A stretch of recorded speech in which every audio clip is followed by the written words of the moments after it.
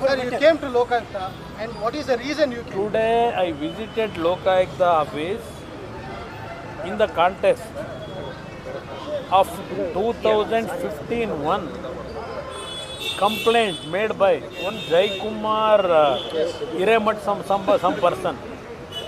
From 2015 that case is continuing without going for any inquiry or take any action. This complaint was filed by that man in 2015 when Siddaramaiah was Chief Minister. Even at that time, the several illegal activities of Siddaramaiah government, when I started to expose them, they wanted to embarrass me by giving false complaint. That false complaint is there.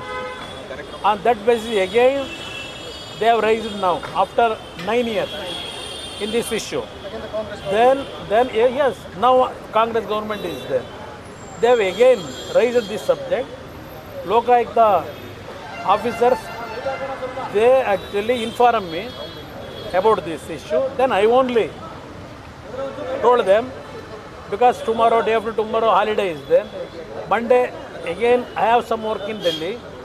Today itself, I will come. Actually, whatever questions you are wanted to get answer from me, today itself I will come. That's why today I came, and what are the issues they wanted, everything I actually clarified. Sir, FIR has been registered against Siddaramaiah, sir, in a Muda case. You have been very persistently saying that CM is involved in it. FIR has been registered. He still not. He said he will not resign from the post. Yes, he has no moral right. Unnecessarily, he is criticizing our Honorable Prime Minister, taking his name frequently. Here, Siddaramaiah issue. Even my name also every day is actually making bhajana. Yes, sir. Why Kumaraswamy has not resigned? He is on bail. He is on bail. Why I am on bail? In 2015, this Siddaramaiah only, with some police officers, they wanted to tarnish my image. At that time, our legal advisor's opinion only, I have taken the bail. There is no subject at all. Take any action against me. Now, he is asking my resignation. I am asking him, why your government from last 12 years going properly the investigation with your SIT?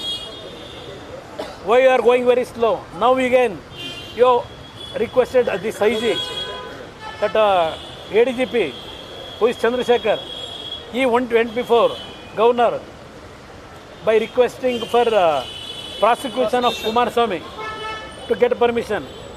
What is his background, Chandrasekhar? Tomorrow I will expose it. Please come tomorrow. ಪನ್ನಣ್ಣವ್ರನ್ನ ಕೇಳಿದ್ರೆ ಹೇಳ್ತಾರಪ್ಪ, ಸಿದ್ದರಾಮಯ್ಯ ಕೇಳಿದ್ರೆ ಹೇಳ್ತಾರೆ ಯಾವ ಕಾರಣ ಕುಮಾರಸ್ವಾಮಿ ಇವತ್ತು ಬಂದವನೇ ಅಂತ ಹೇಳಿ. ನೀವು ನನಗೆ ಕೇಳಿದ್ರೆ ಏನಾಗುತ್ತೆ ಇಲ್ಲಿ ಅದು ಆಮೇಲೆ ಮಾತಾಡೋಣ. ಈಗ ಒಂದು ಗಂಗೆನಹಳ್ಳಿ ಪ್ರಕರಣಕ್ಕೆ ಸಂಬಂಧಪಟ್ಟಾಗೆ 4 ಜನ ಮಂತ್ರಿಗಳು ನನ್ನ ವಿರುದ್ಧ ಹರಿಹಾಯ್ದಿದ್ರು. ನಾನು ಅವತ್ತು ಹೇಳಿದ್ದೇನೆ, ಯಾವುದೇ ರೀತಿ ಆ ವಿಷಯಕ್ಕೆ ಸಂಬಂಧಪಟ್ಟದ್ದು ನನಗೇನು ಸಂಬಂಧವೇ ಇಲ್ಲ. ಆದರೂ ಹಲವಾರು ರೀತಿ ಲಘುವಾಗಿ ಮಾತಾಡಿರೋದು ಗಮನಿಸಿದ್ದೇನೆ ಪ್ರಚಾರಕ್ಕೆ. ಬಹುಶಃ ಮಧ್ಯಾಹ್ನದಲ್ಲೂ ಕೆಲವು ನಮ್ಮ ಮಾಧ್ಯಮದ ಸ್ನೇಹಿತರು ನೋಟಿಸ್ ಬಂದಿದೆ, ಕುಮಾರಸ್ವಾಮಿಗೆ ಮತ್ತೆ ಗಂಡಾಂತರ, ಲೋಕಾಯುಕ್ತದಿಂದ ಗಂಡಾಂತರ ಅಂತೇಳಿ. ಯಾವುದೇ ಕಾರಣಕ್ಕೂ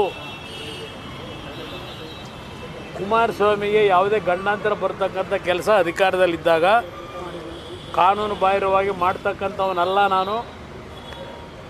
ಎಂದೂ ಸಹ ಈ ಸರ್ಕಾರದಲ್ಲಿ ನನ್ನನ್ನು ಏನೂ ಮಾಡಲಿಕ್ಕೆ ಸಾಧ್ಯ ಇಲ್ಲ. ಇದು 2015ರಲ್ಲಿ ಯಾವ ಸಿದ್ದರಾಮಯ್ಯನವರ ಸರ್ಕಾರ ನಡೀತಾ ಇತ್ತು, ಆ ಸರ್ಕಾರದ ವಿರುದ್ಧ ಅವತ್ತೂ ಸಹ ನಾನು ವಿರೋಧ ಪಕ್ಷದ ಶಾಸಕನಾಗಿ ಸರ್ಕಾರದ ಹಲವಾರು ಪ್ರಕರಣಗಳನ್ನು ಮುಜುಗರ ಉಂಟು ಮಾಡ್ತಕ್ಕಂಥ ಒಂದು ಪ್ರಸ್ತಾವನೆಗಳನ್ನು ಮಾಡ್ತಾ ಇದ್ದೆ. ಅವತ್ತು ಈ ಕೇಸನ್ನು ಹಾಕ್ಸಿರ್ತಕ್ಕಂಥದ್ದು 2015ರಲ್ಲಿ. ಇವತ್ತು 2024. ಈಗಾಗಲೇ ಹಲವಾರು ಬಾರಿ ತನಿಖಾ ಹೇಳಿಕೆಗಳು ತಗೊಂಡಾಗಿದೆ. ಮತ್ತೆ ಇವತ್ತು ಕರೆದಿದ್ದಾರೆ. ಮೊನ್ನೆ ಯಡಿಯೂರಪ್ಪನವ್ರನ್ನೂ ಕರೆದಿದ್ರು ಅಂತ ಮಾಧ್ಯಮದಲ್ಲಿ ಗಮನಿಸಿದೆ. ಇವತ್ತು ಕರೆದಿದ್ದರು. ಇವತ್ತು ಬಂದು ನಾನು ಅವರು ಏನು ಪ್ರಶ್ನೆಗಳು ಕೇಳಿದ್ದಾರೆ ಎಲ್ಲ ಪ್ರಶ್ನೆಗಳಿಗೂ ಉತ್ತರ ಕೊಟ್ಟು ಬಂದಿದ್ದೇನೆ. ಇನ್ನು ಉಳಿದ ತನಿಖೆಗಳು ಮುಂದುವರಿಸ್ಕೋದ್ರಲ್ಲಿ ತನಿಖೆಲ್ಲ ಮುಂದುವರಿಸಿ ಏನೇನು ಕಾನೂನಿನ ವ್ಯಾಪ್ತಿಯೊಳಗೆ ಕ್ರಮ ತೆಗೆದುಕೋಬೋದು ತಗೊಳ್ತಕ್ಕಂಥದ್ದಕ್ಕೆ ಈ ಸರ್ಕಾರ ಮುಕ್ತವಾಗಿದೆ. ಸರ್, ಆಗಲೂ 2014ರಲ್ಲಿ ಇದೇ ಸರ್ಕಾರ ಇದ್ದಿದ್ದು ಈಗಲೂ ಇದೇ ಸರ್ಕಾರ ಇದೆ. ಸಚಿವರು ತಕ್ಷಣ ಬಂದು ಪತ್ರಿಕಾಗೋಷ್ಠಿನ ಮಾಡ್ತಾರೆ, ಮಾಡಿ ಕುಮಾರಸ್ವಾಮಿ ಅವರ ಹೆಸರನ್ನ ಅನ್ನೋ ರೀತಿಯಲ್ಲಿ ಬಿಂಬಿಸ್ತಾರೆ. ನನ್ನ ಬಗ್ಗೆ ಏನು ಹೇಳಿಕೆಗಳು ಕೊಟ್ಟರಲ್ಲ ಅವರೆಲ್ಲ ಮಹಾನ್ ಭಾವರು ನನ್ನ ಮಂತ್ರಿಮಂಡಲದಲ್ಲೇ ಇದ್ದಾರಲ್ಲ. ಕಾಂಗ್ರೆಸ್ನವರೇ ಬಂದು ನಾನು ಮುಖ್ಯಮಂತ್ರಿ ಮಾಡ್ಕೊಂಡು ಕೂರಿಸ್ಕೊಂಡಿದ್ರಲ್ಲ 2018ರಲ್ಲಿ. 2015ರಲ್ಲಿ ನನ್ನ ಮೇಲೆ ಕೇಸ್ ಇವರೇ ಹಾಕ್ಸಿದ್ದಲ್ವೇ? ಯಾವ ಮುಖ ಇಟ್ಕೊಂಡು ನಾನು ಮುಖ್ಯಮಂತ್ರಿ ಮಾಡ್ಕೊಂಡಿದ್ರು ಇವರು? ಕೃಷ್ಣ ಬೈರೇಗೌಡರಿಗೆ ಅವತ್ತು ಗೊತ್ತಾಯಿಲ್ಲ ನನ್ನ ಮಂತ್ರಿಮಂಡಲದಲ್ಲಿ ಮಂತ್ರಿ ಆಗಲಿಕ್ಕೆ. ಯಾಕೆ ಒಪ್ಪಿಗೆ ಕೊಟ್ಟರು? ನಾನು ಇಂಥ ಅಪರಾಧ ಮಾಡಿದರೆ ಅವತ್ತು ನನ್ನ ಮಂತ್ರಿಮಂಡಲಕ್ಕೆ ಯಾಕೆ ಸೇರ್ಕೊಂಡಿದ್ರು ಅವರು? ಅವತ್ತು ಕುಮಾರಸ್ವಾಮಿ ಕೆಟ್ಟವನಿರಲಿಲ್ಲ ಅಲ್ವಾ? ಕುಮಾರಸ್ವಾಮಿ ಕೆಟ್ಟವನಿರಲಿಲ್ಲ. ಕುಮಾರಸ್ವಾಮಿ ಕಾನೂನು ಬಾಹಿರ ಚಟುವಟಿಕೆ ಮಾಡಿರಲಿಲ್ಲ. ಅವತ್ತು ನಾನು ಮಂತ್ರಿಮಂಡಲಕ್ಕೆ ಬಂದಾಗ ಉತ್ತೇಜಿತ ಪ್ರಾಯೋಜಿತ ನಾಳೆಯ ದಿನ ಈ ಸರ್ಕಾರ, ನಾನು ಬೆಳಗ್ಗೆನೂ ಗಮನಿಸಿದ್ದೇನೆ ಮುಖ್ಯಮಂತ್ರಿಗಳ ಹೇಳಿಕೆನ ಬೆಳಗ್ಗೆ ಗಮನಿಸಿದ್ದೇನೆ. ಅವ್ರು ಹೇಳಿದ್ದಾರೆ, ನಾನು ಯಾರಿಗೂ ಹೆದರೋ ಜಾಯಮಾನ ಅಲ್ಲ ಹೇಳಿದ್ದಾರೆ ಅಲ್ವೇ? FIR ಕಾಪಿ ಕೋರ್ಟ್ನಲ್ಲಿ FIR ಹಾಕಬೇಕು ಅಂತ ಹೇಳಿ ಡೈರೆಕ್ಷನ್ ಕೊಟ್ಟು ತೀರ್ಪು ಕೊಟ್ಟ ನಂತರ 48 ಗಂಟೆಗಳ ಕಾಲ FIR ಆಗಲಿಲ್ಲ. ಇವತ್ತು ಈ ಸರ್ಕಾರದಲ್ಲಿ ಕಳೆದ 3-4 ತಿಂಗಳಿಂದ ನಿಮ್ಮ DG ಏನಿದ್ದಾರೆ ಅವ್ರ ಕಚೇರಿಗೆ ಹೆಣ್ಮಕ್ಳುಗಳನ್ನ ಕರೆಸ್ಕೊಂಡು ಯಾವ್ಯಾವ ಥರ ಅರ್ಜಿಗಳನ್ನು ಬರೆಸ್ಕೊಂಡು 24 ಗಂಟೆನಲ್ಲಿ FIR ಹರಿದು ಕೇಸ್ಗಳನ್ನು ಯಾವ ರೀತಿ ಹಾಕೊಂಡು ಕೆಲಸ ಮಾಡ್ಕೊಂಬಂದಿದ್ದೀರಿ. BJP ಮತ್ತು JDS ನನ್ನ ಕಾರ್ಯಕ್ರಮಗಳನ್ನು ಸಹಿಸಲಾರದೆ, ನಾನೇನಂತ ಒಳ್ಳೆಯ ಕಾರ್ಯಕ್ರಮ ಕೊಡ್ತಾ ಇದ್ದೇನೆ ಅದನ್ನೆಲ್ಲ ಸಹಿಸಲಾರದೆ BJP ಕಾಂಗ್ರೆಸ್ JDSನ ಷಡ್ಯಂತ್ರ ಸರ್ಕಾರ ತೆಗಿಬೇಕು ಅಂತ ಹೇಳಿ ಅಂತ ಪದೇ ಪದೇ ಹೇಳ್ತಾ ಇದ್ರಲ್ಲ, ನಾಚಿಕೆ ಆಗಬೇಕು ನಿಮಗೆ. ಇವತ್ತು ಸರ್ಕಾರವನ್ನು BJPಯ ಸರ್ಕಾರದ ಬಗ್ಗೆ ನರೇಂದ್ರ ಮೋದಿ ಅವ್ರ ಬಗ್ಗೆ ಮಾತನಾಡ್ತೀರಿ. ಯಾವ ನೈತಿಕತೆ ಇಟ್ಕೊಂಡಿದ್ದೀರಿ ನರೇಂದ್ರ ಮೋದಿ ಬಗ್ಗೆ ಮಾತನಾಡ್ಲಿಕ್ಕೆ? ನೀವು ಏನಿದೆ ಸಿದ್ದರಾಮಯ್ಯವ್ರಿಗೆ? ಯಾವ ನೈತಿಕತೆ ಇಟ್ಕೊಂಡಿದ್ದಾರೆ?